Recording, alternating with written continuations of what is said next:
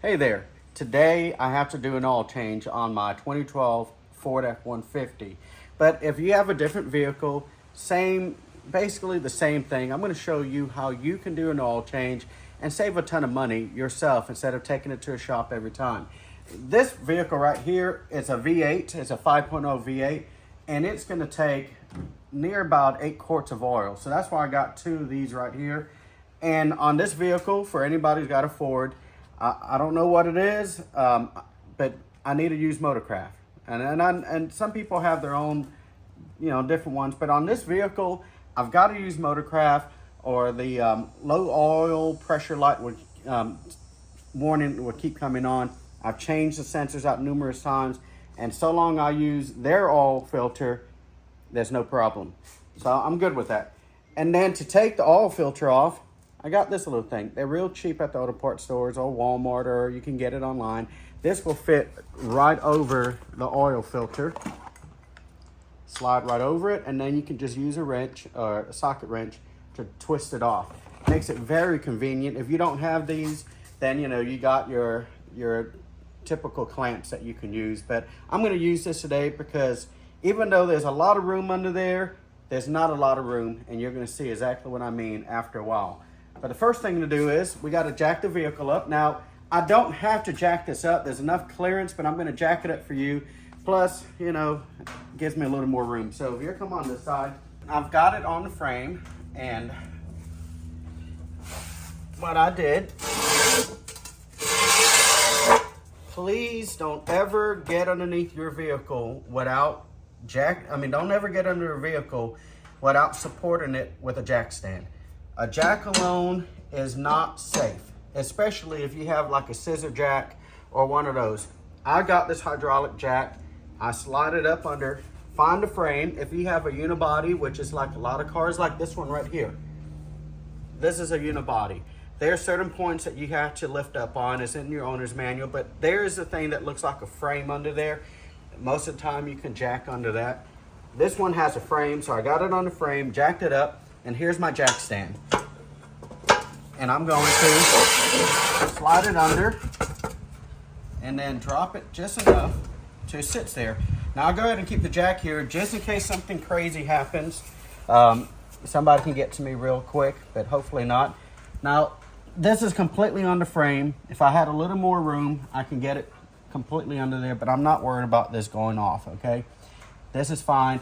And on this vehicle, even if it did drop down, there's plenty of room underneath it. I'm just doing this more or less just to show you how to do an oil change. So I'm going to go on the other side. I'm going to crawl under, and you'll be able to see how to drain your oil. Okay, I'm under the vehicle, and like I said, there's plenty of room. Even without jacking it up, it is jacked up.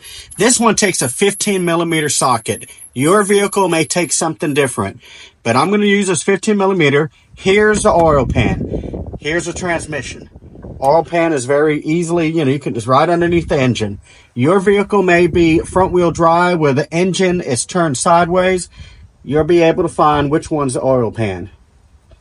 So I'll put my socket on here. It's going to take a good little push, and I'll start to come off. Now I got my oil pan ready to go. Twist. Now you're going to get dirty. I should be wearing gloves. I'm not going to worry about it. I unscrew this. And here we go. It's getting loose. Keep the oil pan ready to go. And it was definitely time for an oil change. Look how dark it is. So you keep draining this. Now, I would suggest staying under here because as it starts to completely empty out, that's going to go further this way. If you don't have your pan lined up just right, you're just going to spill everywhere. Now, this has 8 quarts, so it's going to take it a while to drain. A lot of the newer vehicles have like 3, 3.5, 4, 5 quarts. It's about normal. But this is a big boy engine, so it's going to take a lot more oil. All right, what I'm going to do now, since I do have it jacked up on one side, I'm going to remove the jack and the jack stand, let it sit normal to make sure I get all of this oil, as much of it out as I can.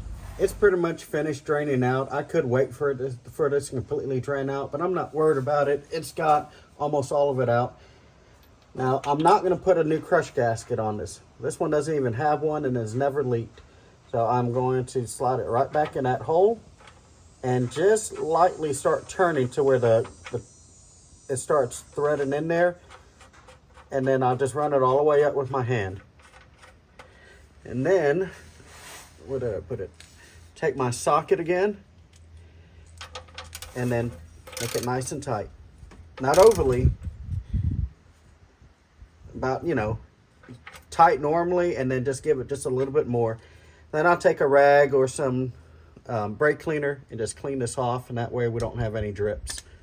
All right, on this 2012 Ford F150 5.0, the oil filter is directly behind the bumper.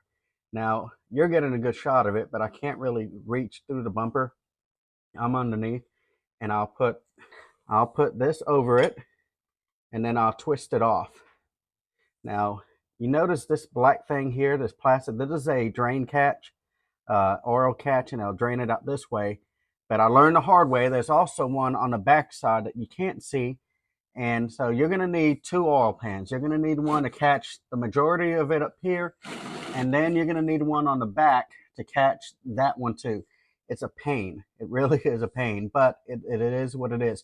Your oil filter may be mounted directly underneath the engine where you can just twist it off. Some of them are angled, but you can do it either way. But this one, not too hard to get to. You just can't really see from underneath, but that's the best way to get to it. Got my little oil filter wrench on there, and then just twist. And I mean, it's just that easy. If you have one of these, it makes it so much easier. All right, that's pretty loose, so I'm going to back this out and be ready for some oil to come down. Well, there it is. And there's pouring there. Now the one on the back side, it's way back over here. It'll pour later on.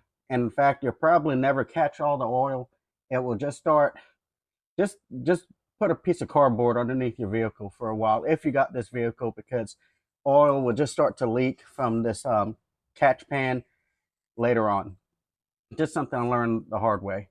So now to put the new filter, I'm going to wipe this down with a rag or paper towel and then put the new filter on there.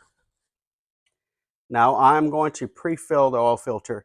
You don't really have to nowadays, but I always like to put in a little bit of oil in there so when this oil pump starts to suck up, it has that, it doesn't go dry so long. I'm putting just a little bit of this oil. Now some of you may be questioning, why am I using Havoline? Well, a few reasons. This one's all synthetic, and it's cheap. Oops, and I'm spilling some.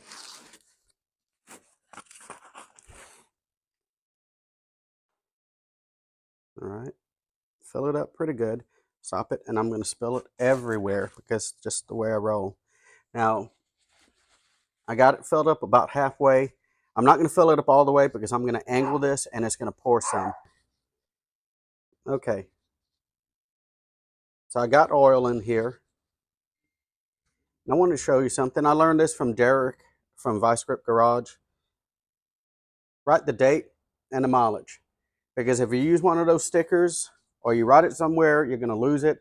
I don't trust the oil, change oil, timer on the vehicle. Just write it down. That way, you know when it was done last time. Especially, when you go to pull it off and you're like, oh yeah, it was definitely time. Okay, now I'm underneath the vehicle. I can't really see what I'm doing. I'm going to feel. There it is. I'm going to take this paper. Just going to wipe the surface where it mounts. Just wipe it. Okay. And then, now if some oil still leaks out there, that's fine. Here's my new filter. One thing I forgot to mention, take some of the oil that you put in there and put it around the gasket. Just a thin layer on that gasket. If you don't do that, you're going to have a really difficult time taking this off later. All right, now I'm just going to go and try to get it back on here. All right, I can feel it, and just start lightly, just minimum pressure. Keep twisting, and then about the time when I can't barely twist it anymore, it's getting really tough, I'm going to grab it real good, and I'm going to twist it one good time like this. You want these nice and snug, not overly tight, but nice and snug so it doesn't wiggle loose and then you have an oil leak and you don't know where it's going. Make sure you do that. Nice and snug. Now we're gonna just add oil to the engine and then we'll check it and we're good to go. All right. Now I have lost my funnel, cannot find it anywhere. So I just cut the top of an empty antifreeze jug, make sure it was dry, and I'm gonna place it right over oil fill. Now the downside to this big old box is kind of awkward. At the same time, it gives you an extra quart. And this thing's gonna take all 6 of these quarts and 2 more. And I like to run full synthetic on here. Just, less for me to have to worry about. It's done really well. Now I'm going to tell you that one other reason I get this oil in a box is Havoline. Walmart has it for a little bit less than you can buy their off-brand, their brand of oil at 5 quarts. And that way, this engine's got over 180,000 miles. It does use a little bit of oil. I think most newer engines do because the oil is so thin. This is a 5W20. It's not like your grandpa's that have 10W30 or 1040. This is a really thin oil. And some oils, some of them are running 0W20, it almost feels like WD-40. So it's going to use a little bit of oil. That way, with all of these extra quarts here, I got plenty to, top it off with. So I got 6 quarts in. I know by the specifications, this takes 7.8, 7.9, 8 quarts. It'll be fine. I got oil in it and a little bit extra everywhere else. It's between the 2 dots here in the hash marks. So it's topped off. Now when I'm going to crank this up, let it go through a cycle and then check it again and add if I need to. But it should be just fine because remember I put oil in that oil filter. So shouldn't have to add too much more. Make sure though before you do that, take your funnel out, put your oil cap back on, and then give it a whirl. So that's all there is to it. We drained it, we filled it, checked it, everything's great. Engine sounds great. Just make sure you write it down somewhere when you did your oil change and whatever the manufacturer recommends oil change interval. Mailman Mechanic, I'll see you at the mailbox.